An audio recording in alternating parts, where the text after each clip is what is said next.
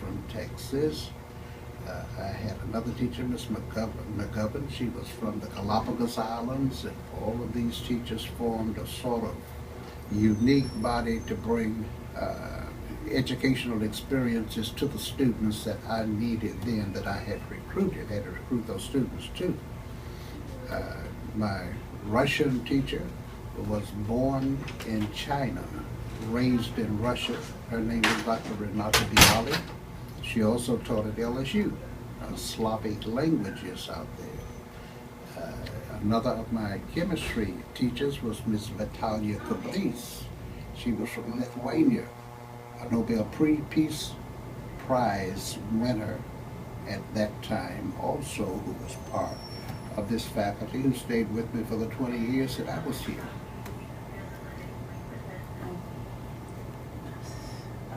You got rid of sports. Was it solely because you wanted it to be focused on magnet, or did you have another thing behind I'm it? glad you asked that question. Nobody else has asked that. I did not get rid of any sports program under magnet school guidelines. Neither Baton Rouge High School nor Scotlandville Magnet High School could have what was called competitive athletics. What we had was intramural sports. We had a basketball team, but they could not compete with other teams. We didn't have football, but we had baseball. Eventually, I think it was around 1999 that we were given rights and privileges to play other teams in baseball. But it was a philosophy, the magnet school philosophy said it was strictly for academics and light and team sports rather than competitive sports. And the alumni and the Scotlandville residents, the longtime Scotlandville residents, I don't know if you've heard the accusations, but they say that you got rid of a lot of the school's history, like the trophies and stuff. How do you feel about those accusations? I feel offended by that because I did not. I cannot give away that was labeled East Baton Rouge High East Baton Rouge Parish. Anything on the inventory list that was labeled East Baton Rouge Parish, they took and they distributed to other public high schools in the system to be used by students at that school.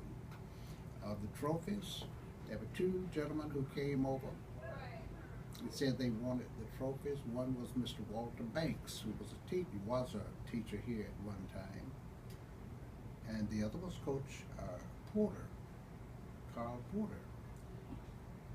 I told them I could not let them have those trophies. Those trophies were taken to the next best place to be kept, and that was at the community center, the North Baton Rouge, the Julius Newman Community Center over there, and they ought to still be there. Anybody got rid of them? They did.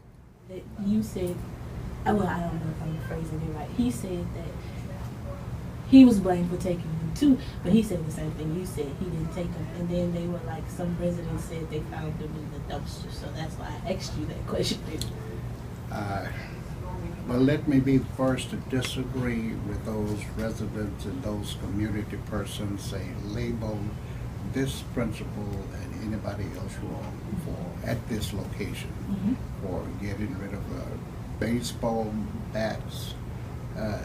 As a matter of fact, over there in the dressing rooms, the equipment was so old that it was rotting through.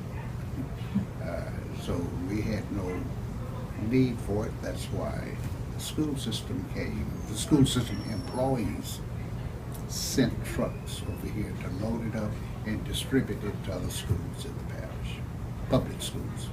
Okay, and the last question is, how does it feel being back and looking at the changes that the school has made? It brings back a lot of memories.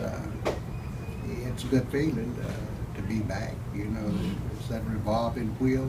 You take me back where I started from, that little number y'all sing in church, take me back. Well, I just wound up being back.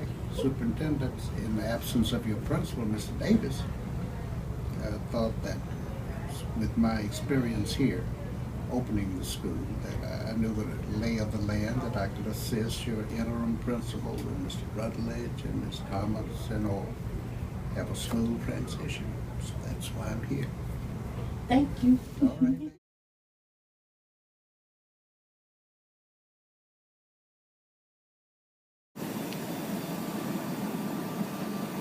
Can you talk now? You want to talk now? Huh? Yeah. This is where Scotlandville looks like after years of asking for relief from sewage smell and sewage degradation. The plant that you now see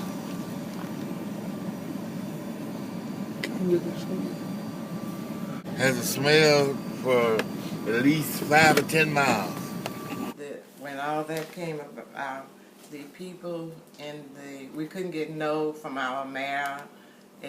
We didn't get any help, and so they end up all of a sudden decided that they needed that property, and they would do this and do that and the other, and they hadn't did nothing but people lost their homes and stuff. So it's kind of sad, and they had some nice homes back there. People had work, but they insist that they would do it. They would take the homes and offer them nothing. This project has shown Scotlandville to me in a whole new light. For one, it has shown me that historically we have been torn down by both external and internal forces that we had no control over. Secondly, it shows that even a community built on family morals and values can be torn apart. These images show what Scotlandville is now becoming. I just hope for the sake of the younger generation we can reestablish ourselves as a successful black community filled with business and love for each other that we used to be.